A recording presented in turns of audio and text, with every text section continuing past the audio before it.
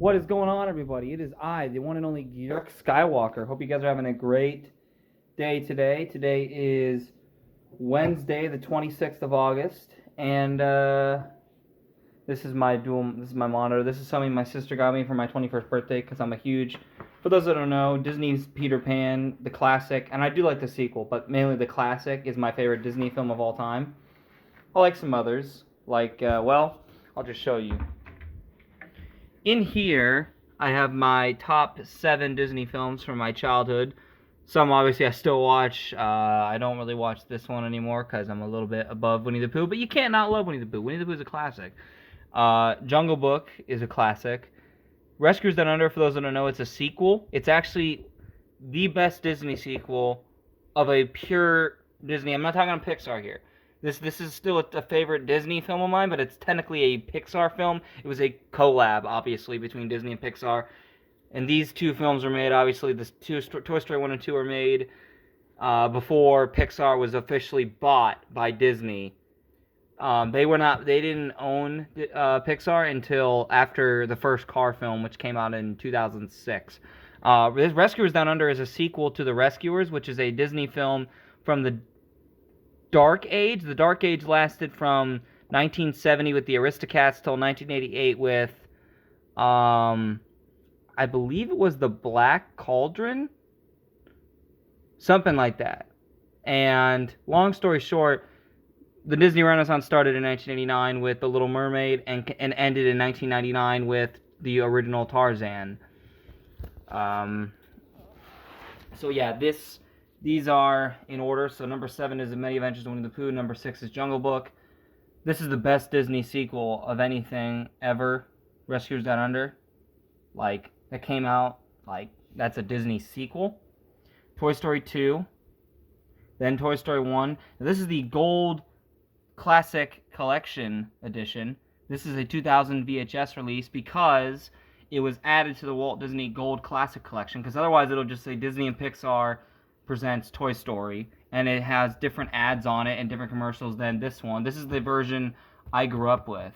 I actually sold all my VHS tapes got sold when I was younger, so I rebought this from somebody because I knew this was the version I grew up with, because I remember that this was I guess it's like Star Wars, it's a special edition Gold Collection film, and it has the ads that I grew up with on it, because I used to watch the ads a lot. I don't know, I'm weird when I watch VHS tapes, I guess. There's some nostalgia with it, though, because, the 90s and the early 2000s were, to me, those were the best times. And the early 2010s, right before high school. I still love high school, don't get me wrong, it was okay. It was fine. But, anytime before junior high, oh, dude, best freaking times of my childhood, right there. From early, 3-year-old time to being 6th grade. Oh yeah, classic.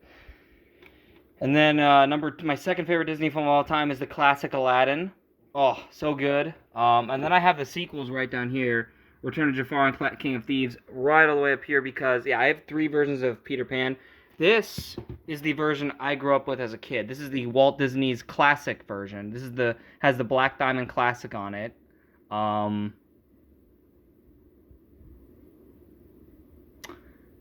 Here, give me a minute.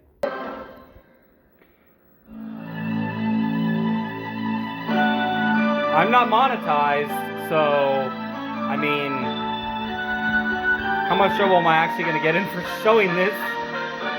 Oh, man. That's so iconic for me, dude. You don't understand. That is so classic. Before the Disney Castle shows up. Anyways, I'm going to rewind it now. So that would play if you had any of these Black Diamond Classics, which I have a lot of. Yes, because this is my favorite Disney movie. I bought the 1998 version, which is the Masterpiece Edition right here. And then I bought the 2002 Special Edition because the 1998 version has a documentary at the very, very end of the film. After it says the end, it'll bring up a little documentary, and it'll bring up Walt Disney himself in a 1950 little video, and then it'll take you to a little 16-minute documentary called You Can Fly, the making of Peter Pan. It's how they made the Disney classic Peter Pan. The 2002 special edition right here This was used to promote the sequel, Return to Neverland, which came out the same year. Came out in February of 2002. This VHS was released in January of 2002. However, unfortunately, the movie was unfortunately poorly marketed, and it's a sequel, so use your imagination how well that does, especially for Disney, if you know anything about Disney sequels, and yeah, it did not do well. But that's okay, because, I actually think Return to Neverland is the best of the worst Disney sequels ever made. Honest to God, it's better than these two.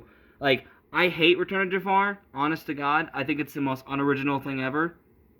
And King of Thieves, it's actually okay. It slaps. Partially because, of course, Robin Williams returned as the iconic genie, the character that was literally made for him. They literally said that in the original Aladdin, that Robin Williams, that genie, was basically made to be played by Robin Williams. These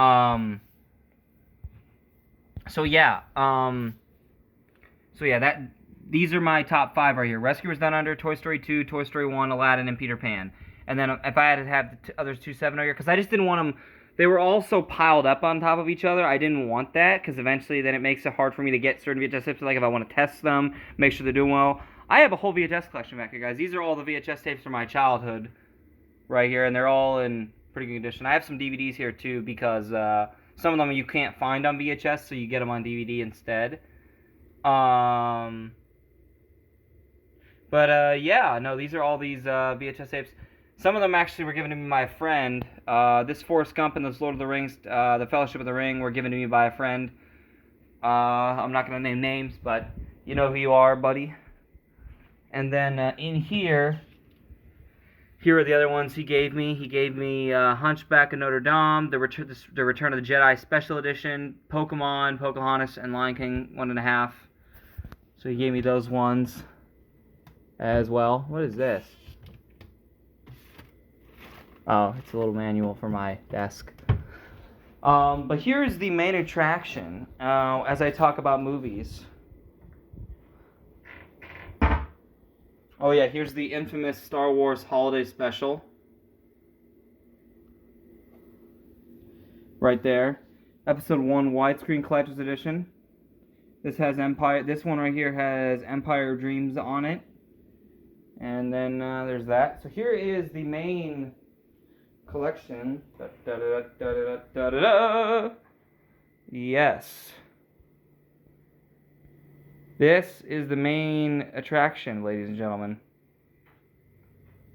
So, yesterday or a couple days ago, I got episode 1, the standard edition, on VHS. I've had episode 2 on VHS for a while, and I've had this European episode 3 VHS. I actually won it in a bid for $30. It's from the UK, so it does not work on my VHS TV, because it was never released here on VHS in North America. Revenge of the Sith wasn't, ever.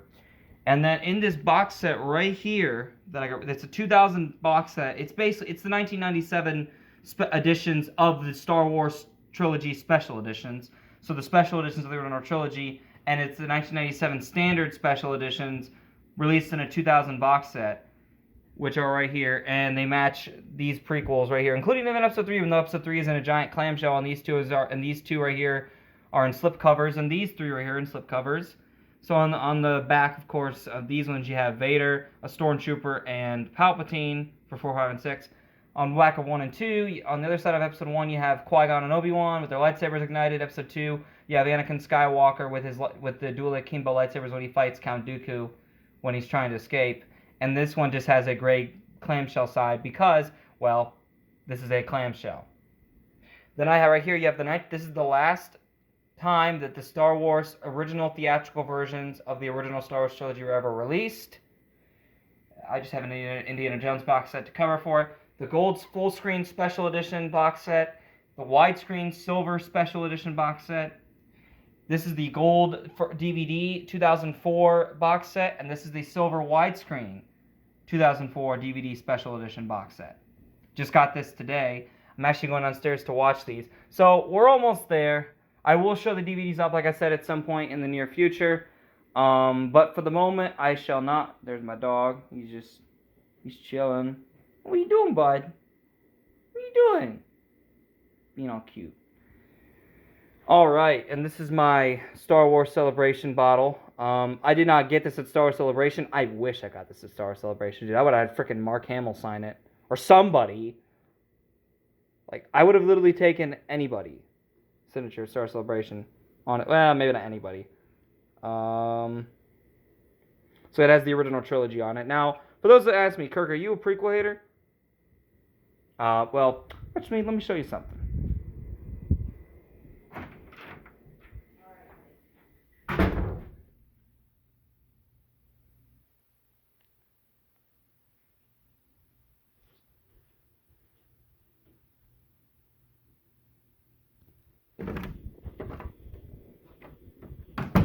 Does that answer your question?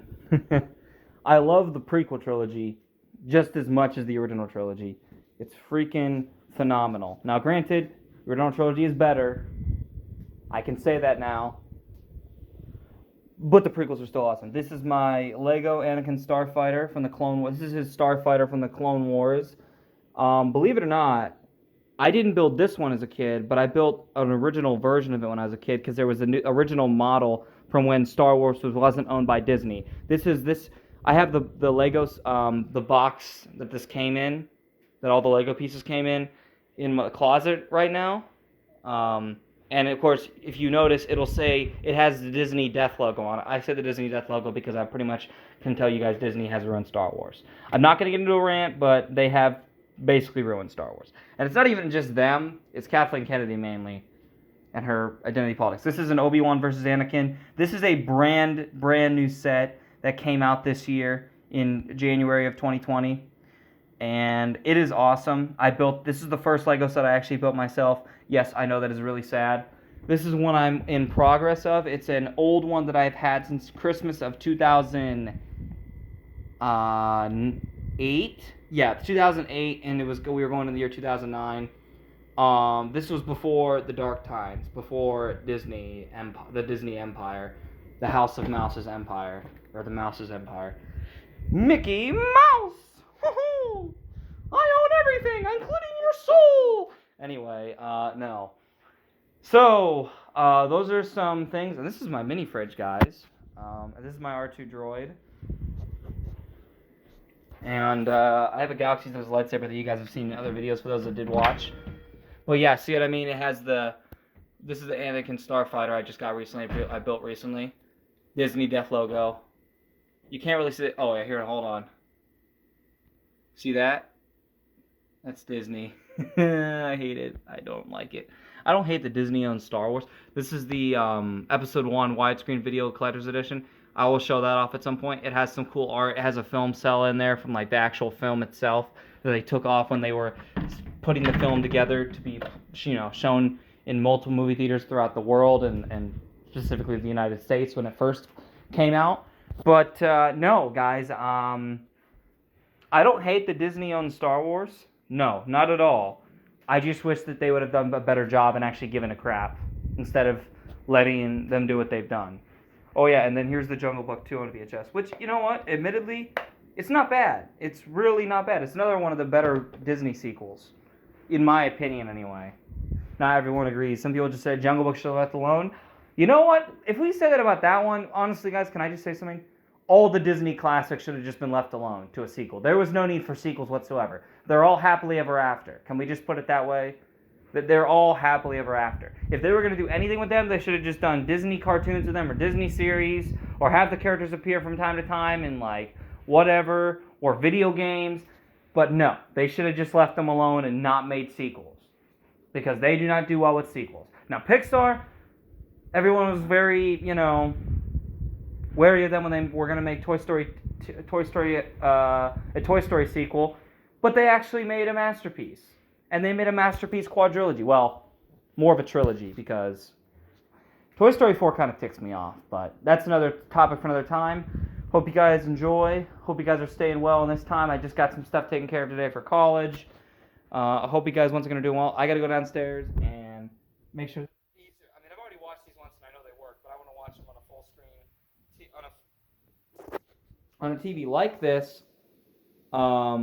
But I want to watch them because my TV downstairs in our basement can play these in full screen. Like, I'm not kidding. Actual, like, no black lines, no widescreen bullcrap, no screens that, like, shove it in this way.